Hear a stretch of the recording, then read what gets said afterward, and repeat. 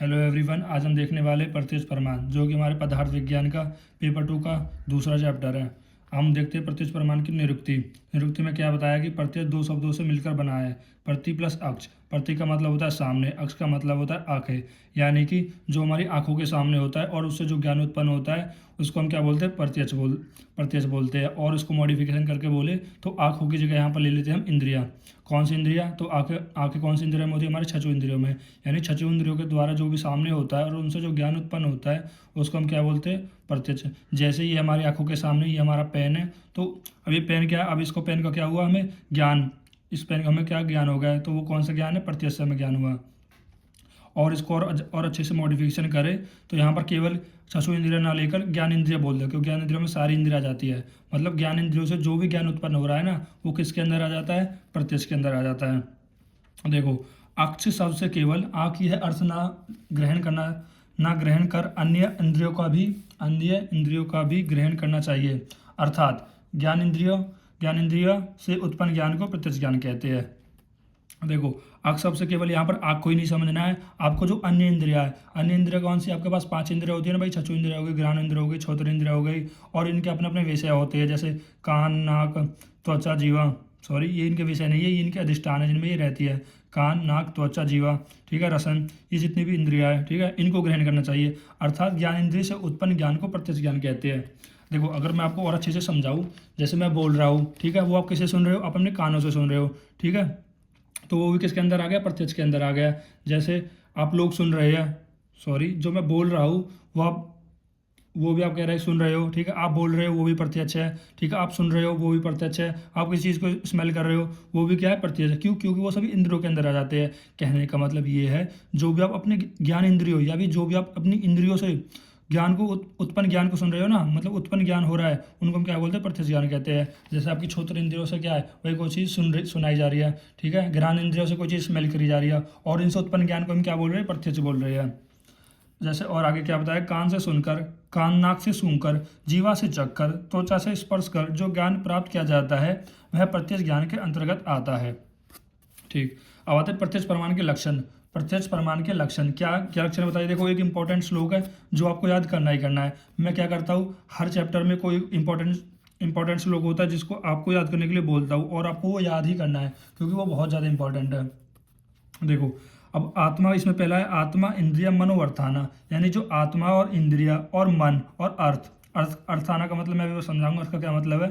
सन्निकृष्ट परिवर्ते, मतलब जब आत्मा और इंद्रिया, मन और अर्थ जब ये मिलते हैं एक साथ, व्यक्ता तदाद्वय या बुद्धि प्रत्यक्ष से अनुरच्यते। जैसे कहने का मतलब ये है, उस टाइम पे मतलब जो देखो, आत्मा, इंद्रिया, मन और अर्थ इनके मिलने से, कह रहे इनसे मिलने से क्या है कि बुद्धि की उत्पत्ति होती है। मतलब उस समय पे जो बुद्धि उत्पन्न होती है उसको हम क्या बोलते हैं? प्रत्यक्ष बोलते हैं। देखो, यहाँ पर परिवर्ते का मतलब होता है उत्पत्ति, और व्यक्ति तदावे मतलब उस टाइम पे जो बुद्धि उत्पन्न होती है ना, उसको हम बोलते हैं प्रत्यक्ष से निरचित, मतलब बोलते हैं क्या? प्रत्यक्ष कहते हैं। कहने का मतलब ये है, जब आपकी आत्मा, देखो यहाँ पर समझो, जब आपकी आत्मा और आपकी इंद्रिया और आपके मन और आपका अर्थ ये सभी मिल जाते हैं, सन्निकृष्ट हो जाता है, ठीक है, इनके मिलने पर जो बुद्धि उत्पन्न होती है उसी बुद्धि को हम क्या बोलते हैं? प्रत्यक्ष बोलते हैं। ठीक है, देखो, अब जो ज्ञान होता है अल्टीमेटली किसको होता है? आपको आत्मा को होता है, और अकेली आत्मा कह रहा है ज्ञान की प्राप्ति नहीं कर सकती, उसके लिए कह रहा है कुछ सपोर्टिंग की जरूरत होती है, जो आती है इंद्रिया। कितनी इंद्रिया होती है? 5 इंद्रिया होती है, ठीक है, वो किसके साथ जुड़ती है? देखो, यहाँ पर आत्मा के साथ जुड़ता है मन, और मन के साथ जुड़ता है इंद्रिया। ये मैं अभी आप आगे समझाऊंगा, मैं तो आपको समझा रहा हूँ अभी। और ये हमारे पास अर्थ, अर्थ का क्या मतलब है? यहाँ पर जो इंद्रियों के विषय मतलब जो सब्जेक्ट है, इंद्रियों का सब्जेक्ट, ठीक है। और इंद्रियों के कौन कौन से विषय है? जैसे देखो, यहाँ पर ये इंद्रिया है, 5 इंद्रिया है, और इनके कौन कौन से विषय? जैसे श्रोत्र इंद्रिया कर्ण मतलब कान हो गया, स्पर्श इंद्रिया का त्वचा हो गई, चक्षु इंद्रिया का अक्षीय में आंखें हो गई, रसन का जीवा होगा, घ्राण इंद्रिया का नासा यानी नोज हो गई। तो आप इसका मतलब समझोगे, प्रत्यक्ष प्रमाण का यही लक्षण है। मतलब देखो, लक्षण का मतलब ये है कि अल्टीमेटली कह रहा है कि प्रत्यक्ष हो कैसे रहा है, ठीक है। तो यही हो रहा है, जब आत्मा, इंद्रिया, मन और अर्थ जब इनका सन्निकृष्ट हो रहा है, ठीक है, उनके मिलने से जो बुद्धि उत्पन्न हो रही है उसको हम क्या बोल रहे हैं? प्रत्यक्ष बोल रहे हैं। तो प्रत्यक्ष आपको समझ में आ गया होगा, प्रत्यक्ष कुछ भी नहीं है। देखो, ज्ञान इंद्रियों से जो भी उत्पन्न ज्ञान हो रहा है उसको हम प्रत्यक्ष बोल देंगे। ज्ञान इंद्रिया कोई सी भी हो, चाहे आपके पास वो आंखें ही हो, चाहे आपके पास चक्षु इंद्रिया हो, रसन इंद्रिया हो, घ्राण इंद्रिया हो, केवल आप आंखें पे ही डिपेंड मत रहना, नहीं तो क्वेश्चन आपका गलत हो जाएगा एमसीक्यू में भी। हम देखते हैं प्रत्यक्ष ज्ञान कैसे होता है। देखो ये तो आपने देख लिया कि प्रत्यक्ष है क्या, कि जो उतने भी ज्ञान इंद्रिय से जो उत्पन्न ज्ञान है उसको हम क्या बोल रहे हैं, प्रत्यक्ष बोल रहे हैं। लेकिन प्रत्यक्ष ज्ञान हो कैसे रहा है भाई, आत्मा को अकेला तो ज्ञान होगा नहीं। आत्मा को किसकी जरूरत है, आत्मा को किसकी जरूरत है, आत्मा को जरूरत है मन की। और मन आत्मा किससे जुड़ती है, मन से जुड़ता है। और मन किससे जुड़ती है, हमारे पांच ज्ञान इंद्रियों से। कौन कौन सी है हमारे पास, देखो श्रोत्र हो गया हमारे पास, घ्राण हो गया, स्पर्श हो गया, जीवा हो गया, रसन हो गया, जितनी भी जाते हैं पांचों। देखो अगर आप इनको कैसे याद कर सकते हो, जैसे इंद्रियों में कंफ्यूज ना हो, जो ज्ञान इंद्रिया है। देखो छोत्र हमारे पास यानी कान की बात कर रहा है, हम छेदते किसको है, कान को छेदते, इस तरह से याद रख लेना।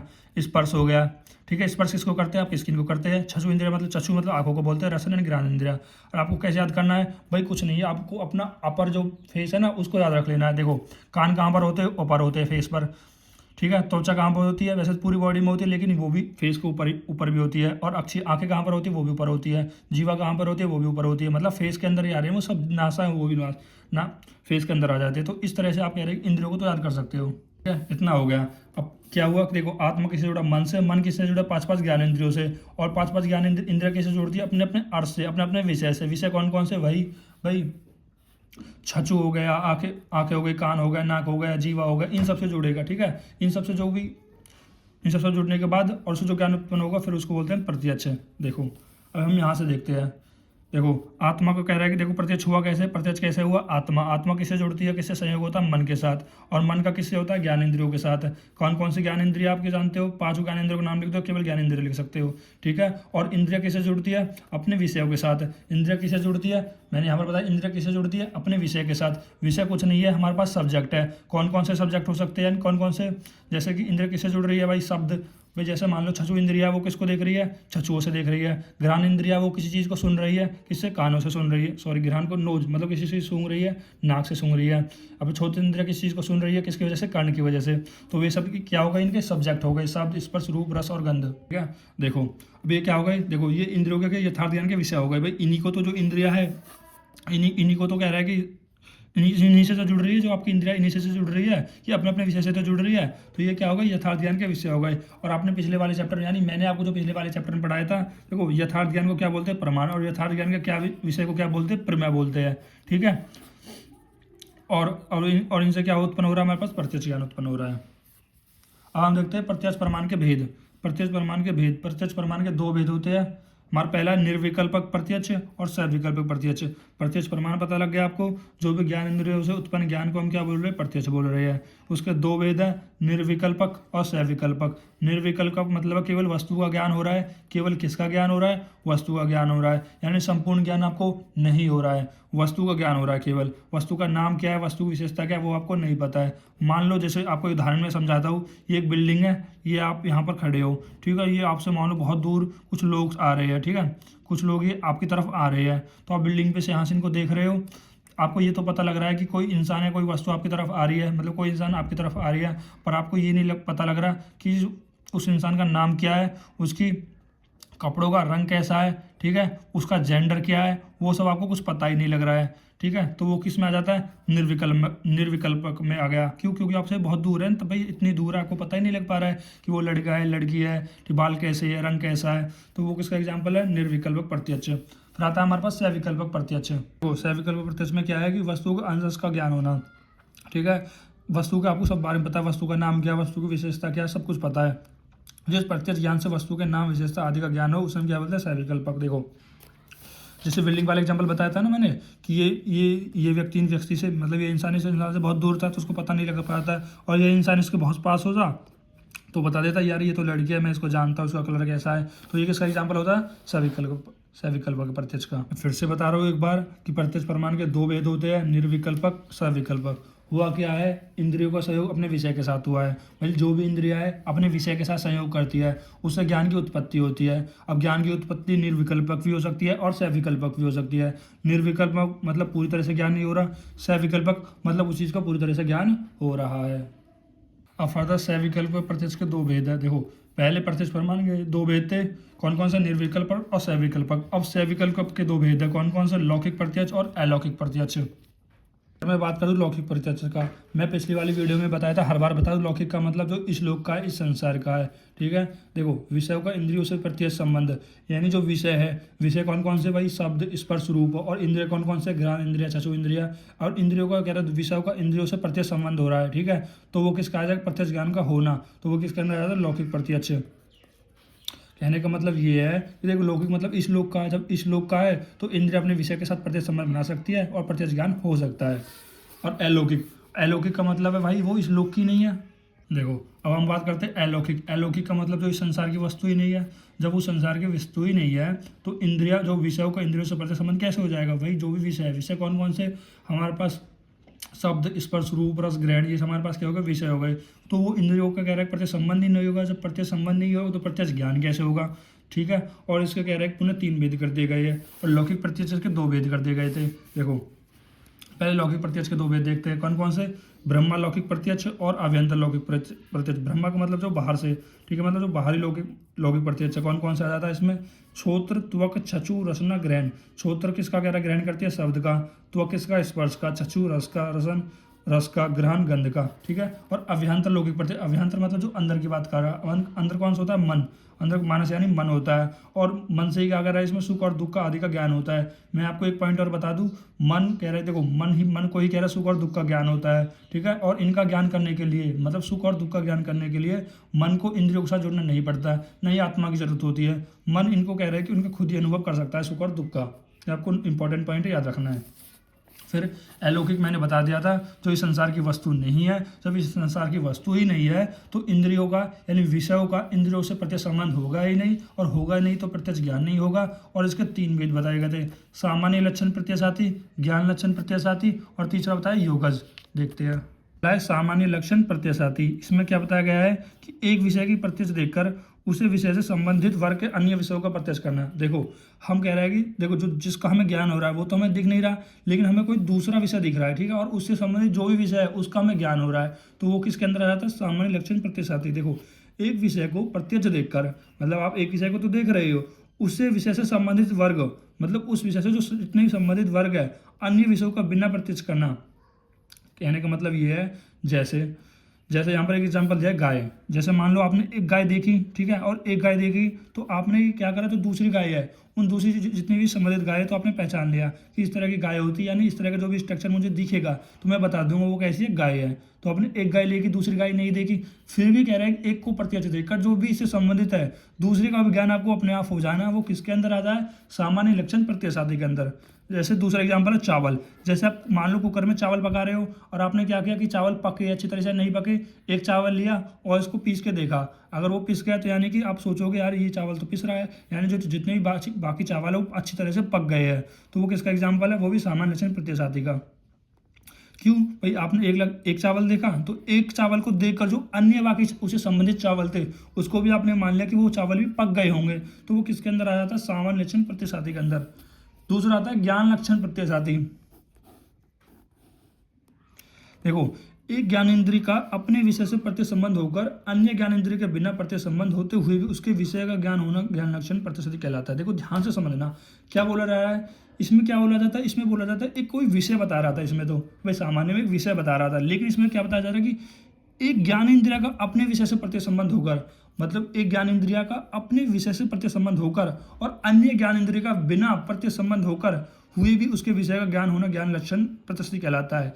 इसका कहने का मतलब ये है कि एक ज्ञान इंद्रिय तो अपने विषय से जुड़ रही है, ठीक है, और उसके जुड़ने से जो दूसरी ज्ञान इंद्रिया है उसको भी दूसरे विषय का ज्ञान हो जाता है। कैसे, समझो।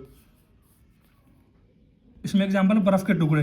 जब आप बर्फ के टुकड़े को देखते हो तो उससे क्या है, आपको शीतलता का कह रहा है कि आभास हो जाता है या ज्ञान हो जाता है।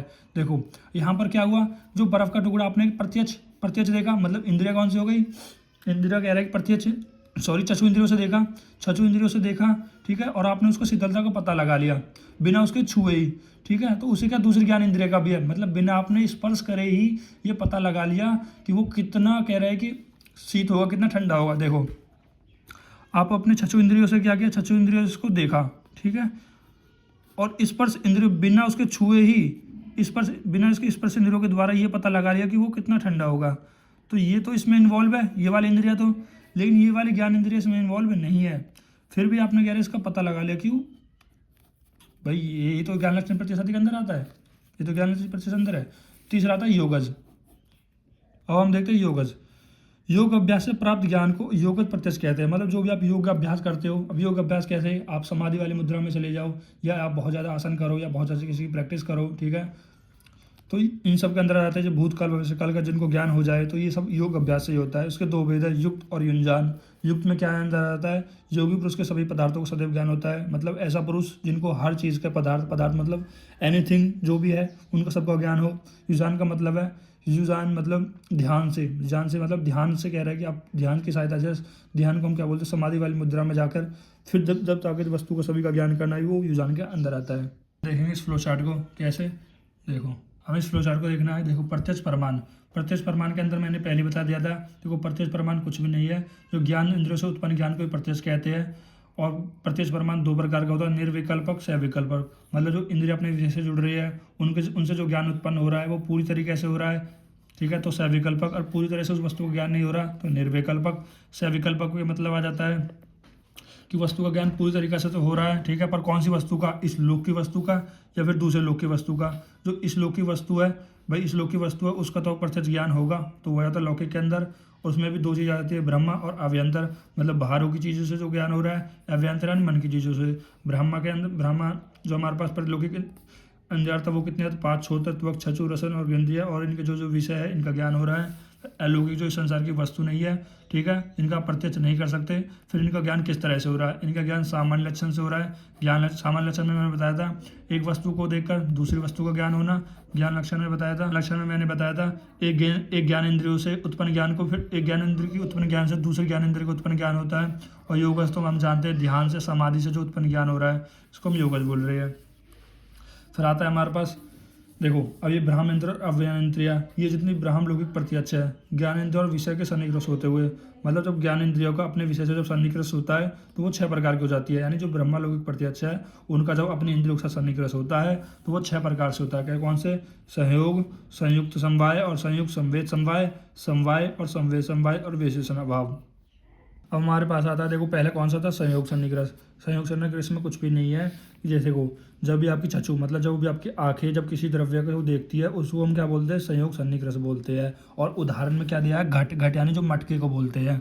यानी जैसे आपकी आंखें है, अगर वो मटके को देखेंगी, मतलब मटके से मिलेंगी तो क्या हो जाएगा, संयोग सन्निकृष्ट, ठीक है। और जब मटके का रूप को देखेंगी तो संयोग समवाय सन्निकृष्ट हो जाएगा। समवाय का मतलब मैंने आपको बताया है, समवाय का मतलब होता है कि नॉन एग्जिस्टिंग रिलेशन, दो थिंग्स के बीच में नॉन एग्जिस्टिंग रिलेशन होता है।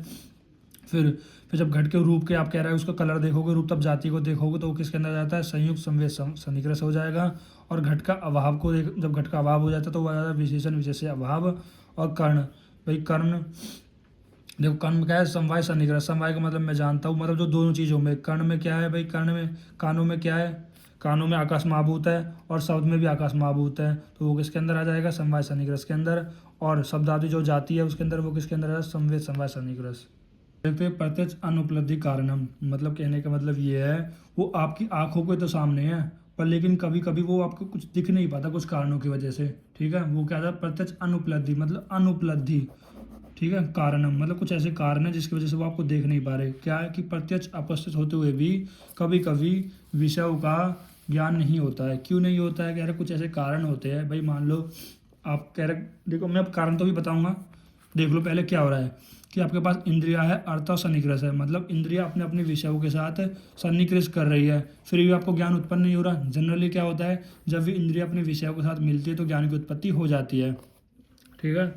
लेकिन यहाँ पर क्या है, इंद्रिया अपने विषयों के साथ तो मिल रही है लेकिन ज्ञान उत्पन्न नहीं हो रहा। क्यों, कह रहे कुछ ऐसे कारण है, और वही कह रहा है आचार्य चक्र ने कुछ 8 बाधक कारण बताए हैं। पहला होता है अति सन्निकृष्टात्, ठीक है, टू क्लोज। मतलब कहने का मतलब कह रहे मान लो कोई ऐसी वस्तु है जो आपके बहुत ज़्यादा क्लोज है तो भी आपको वो नहीं दिखेगी, ठीक है। जैसे मान लो आपकी ही बुक है, आप इसको बहुत पास ले जाओ, इतनी पास ले जाओ कि वो आपको एक टाइम पे दिखना ही बंद कर देगी, ठीक है, आंखों के बहुत पास लाना है तो वो किसके अंदर आ जाता है, अति सन्निकृष्टात्, ठीक है, यानी टू क्लोज मतलब बहुत ज़्यादा नज़दीक। और आप ये भी चीज़ जानते होंगे, जब भी कोई चीज़ 25 सेंटीमीटर के आंखों के पास कह रहा है कि जो मिनिमम जो नियर पॉइंट है वो कितना है, 25 सेंटीमीटर, यानी 25 सेंटीमीटर के बाद वो दिखना बंद हो जाता है। मतलब 25 सेंटीमीटर के 24-23 सेंटीमीटर लाओगे ना तो वो चीज़ आपको नहीं दिखेगी। फिर आता है अति विप्रकाशात। अति विप्रकाश में क्या होता है, टू फार, मतलब टू फार मतलब कोई ऑब्जेक्ट बहुत दूर है, ठीक है, बहुत दूर है, तो भी आपको कह रहा है पता नहीं लगेगा कि वो ऑब्जेक्ट कितनी दूर है। देखो मैं आपको यहाँ पर इन सबका मतलब बताऊंगा। अगर आप ये कहो सर डेफिनेशन लिखवा दो, सर थ्योरी लिखवा दो, तो ये तो हर बुक में लिखी रही है। आपको क्या करना है, बस इनका नाम को याद रखना है। अगर आप इनके नाम से ही कह रहे हैं इन चीज़ों को, कोई भी थ्योरी आप लिख सकते हो। और इसके साथ साथ मैं ट्रिक भी बताऊंगा, जो 8 कारण है ना, इनकी ट्रिक भी बता दूंगा। ये आपको याद रह जाएंगे, तो अंदर तो आप कॉन्टेंट कुछ भी लिख सकते हो। देखो रहता है अति विप्रकाश, इसका अपोजिट है अति सन्निकृष्ट का। भाई ये बहुत ज़्यादा पास था, ये बहुत ज़्यादा दूर हो जाएगा। कैसे अति विप्रकाश कैसे समझोगे, मान लो बहुत दूर क्या, जैसे कि एग्जांपल दो सर, जैसे एक हवाई जहाज़ है, वो कभी कभी उतना ऊंचाई पर उड़ता है, बस आपको एक लाल बत्ती दिखती है, आपको पता ही नहीं लगता कि वो हवाई जहाज़ है या नहीं, आपने ये देखा भी होगा। फिर आता है आवरणात। आवरणात का मतलब होता है कवर्ड, मतलब किसी चीज़ को कह रहा है किसी से कवर्ड कर दो। अगर आपको कह रहा है कोई किसी चीज़ से कवर्ड कर दो, वो आपको दिखेगी नहीं। जैसे मान लो आपकी बॉडी कह रहा है कि आपकी स्किन से कवर्ड है, तो आपको बॉडी के अंदर आपके हड्ड है, मांस है, ठीक है, वेन्स है, वो सब कहाँ दिख रही है, वो भी तो कवर्ड है। तो वो भी एक कारण हो गया कि प्रत्यक्ष होते हुए भी अनुपलब्धि कारण है। फिर आता है कारण दौर्बल्यम। कारण दौर्बल्यम का मतलब क्या है जी, वीक सेंस ऑर्गन। जैसे मान लो ये तो आप सब चीज़ ने फील भी क्या होगा कि जब आंखें कमज़ोर हो जाती है, तो आपके सामने होते हुए भी कोई चीज़ आपको नहीं दिख रही है। क्यों भाई, टीचर तो आपको बोर्ड पे पढ़ा रहा है, फिर भी आपको नहीं दिख रहा है। क्यों नहीं दिख रहा है, क्योंकि जो आपकी आंखें हैं ना उस टाइम पे बहुत कमज़ोर है। फिर आता है मनोअवस्था नाम। देखो ये चीज़ तो बहुत इंपॉर्टेंट है, मनोअवस्था नाम। जब आपको कह रहा है कि मन ही नहीं लगेगा, मन ही नहीं लगेगा, तो आपको ज्ञान कैसे होगा। कहते हैं ना कि मेरा मन नहीं लग रहा पढ़ाई में, क्यों नहीं, टीचर आपको पढ़ा रहा है और आपका मन नहीं लग रहा, तो आपको ज्ञान होगा ही नहीं। क्योंकि जो मन है वही तो कह रहा है कि आत्मा से जोड़ता है, तभी तो ज्ञान की उत्पत्ति होती है, ज्ञान होता है। जब मन ही नहीं है जुड़ रहा तो आत्मा से, तो ज्ञान कैसे होगा, मन का होना बहुत जरूरी है। फिर आता है समान विराट। समान विहार का मतलब है प्रजेंस ऑफ सिमिलर ऑब्जेक्ट, मतलब कि जब बहुत मतलब एक इकट्ठी भीड़ हो रही है और उसमें बहुत ज़्यादा कोई चीज़ सिमिलर है, तो आप उनको, और एक चीज़ डिसिमिलर है, तो बहुत ज़्यादा सिमिलर में एक चीज़ डिसिमिलर को आप पहचान नहीं पाओगे। मैं बोल दूँ कि बहुत सारे बच्चे जा रहे हैं, ठीक है, उन पे छाता है और एक बच्चे पे छाता नहीं है, तो आप पहचानो हज़ारों बच्चे में से एक बच्चा कौन सा जिस पे छाता नहीं है, तो आप उसे पहचान नहीं पाओगे ना, क्योंकि वो सब चीज़ सिमिलर हो गई है, तो सिमिलर के बीच में ही खो जाएगा। फिर आता है अभिवाद। अभिवाद का मतलब होता है defect due to the presence of larger similar object. ये बता रहा है कि लार्जर ऑब्जेक्ट में, भाई इसका कहने का मतलब ये है कि डोमिनेंट रिसेसिव को दबा देता है। जैसे जैसे जब सूर्य निकलता है तो आपको तारे नहीं दिखते, क्योंकि सूर्य उस टाइम पे डोमिनेंट हो जाता है, और रात में कह रहा है कि दिख जाते हैं। क्यों, क्योंकि फिर रात में सूर्य रिसेसिव हो जाता है। इस तरह से आप ध्यान रख सकते हो। फिर आता है अति स्वच्छम्यात। अति स्वच्छम्यात का मतलब है कि बहुत ज़्यादा टू स्मॉल, मतलब बहुत ज़्यादा छोटा, वो बहुत ज़्यादा क्लोज था, ये बहुत ज़्यादा छोटा। जैसे जैसे वायु के साथ धूल, जैसे वायु में कह रहा है कि धूल की किरणें होती है, तो वो बहुत ज़्यादा छोटी होती है, तो वो आपको दिखती नहीं है, और आपको लगता है अरे मुंह पे जब हवा चली तो आपके मुंह पर रेसा कहाँ से आ गया पता नहीं, तो वो बहुत छोटे होते हैं, हमको पता नहीं लगता। Thank you guys. अगर आपको वीडियो अच्छी लग रही हो तो चैनल को लाइक करें, कमेंट करें, चैनल को सब्सक्राइब कर लें।